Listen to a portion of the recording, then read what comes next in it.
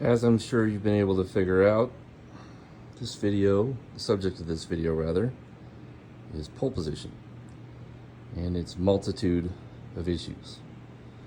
So if you own one of these games, or you own one, or you're a technician that works on these games, I'm sure you're aware of all the problems that these things have. So let's go take a look at the game board really quick. The game boards are usually in pretty bad shape, thanks to that battery that used to be there that typically leaks and destroys this area of the board. This one, however, is in pretty good shape. So at some point in this thing's life, somebody taken his battery out before it had a chance to really tear things up. So these boards have lots of problems. They start here,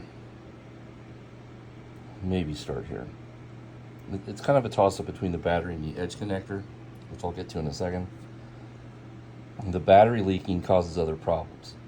Not only destroying this area of the board, but the outgassing goes throughout the entire board and takes out sockets. So this one, fortunately, doesn't have that problem. It's not to say any of these sockets aren't bad, because they certainly can be. A lot of these are going to be factory single wipe sockets, so they may not be bad. This happens to be a pole 2, I think.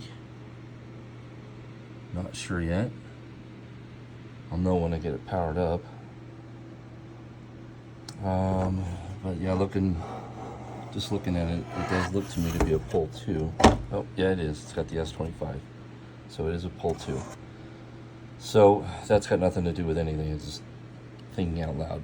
The other problem is this interconnect. A lot of times these pins will get corrosion on them, and so will the female edge connector. So that'll need to be cleaned up. Edge connectors. So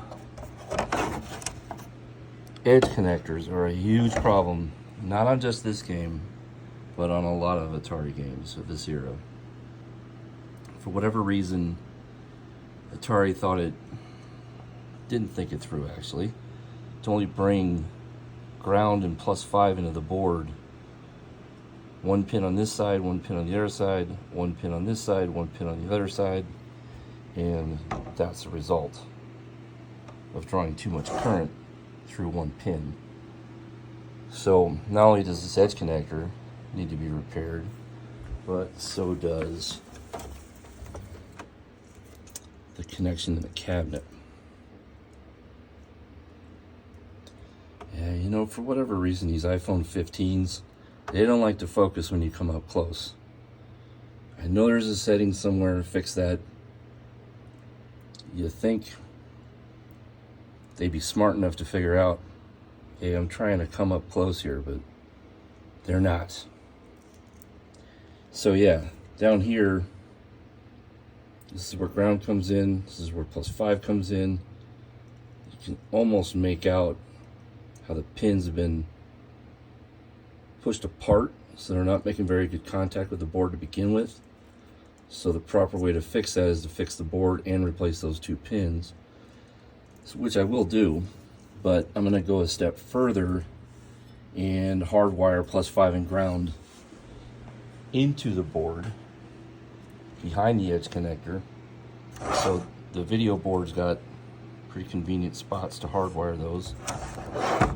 So I will be making connections here, and those wires will come off the board to another connector so that this board doesn't marry that cabinet, which I'll show in another part of this video. The other things that need to be addressed are the factory filter caps. They're both original. We've got replacements sitting on the bottom there. Somebody decided, instead of replacing these caps, that cap had another 55,000 microfarad cap ran in parallel with it to filter the 13.2, or is it 0.4, or whatever that voltage, 10.3, I'm sorry.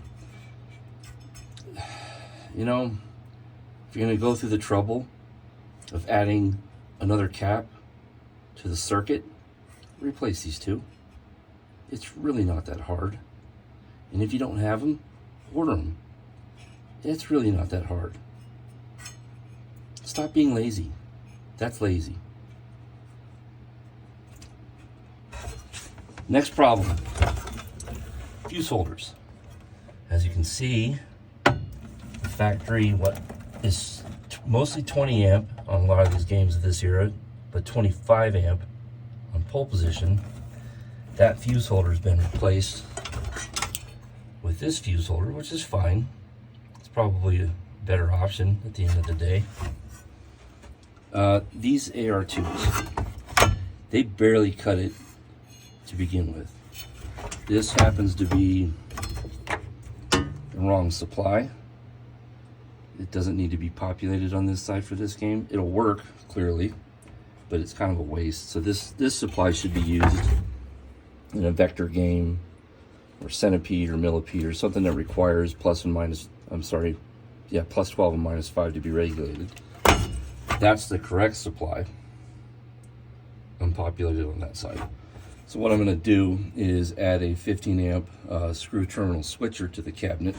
I'm going to build adapters that will plug into the factory harness and remove plus 5 from these two boards and route that directly to the switcher so that these two boards don't need to work hard anymore. They do need to stay in this cabinet for audio amplification, but other than that, they're not going to do a thing.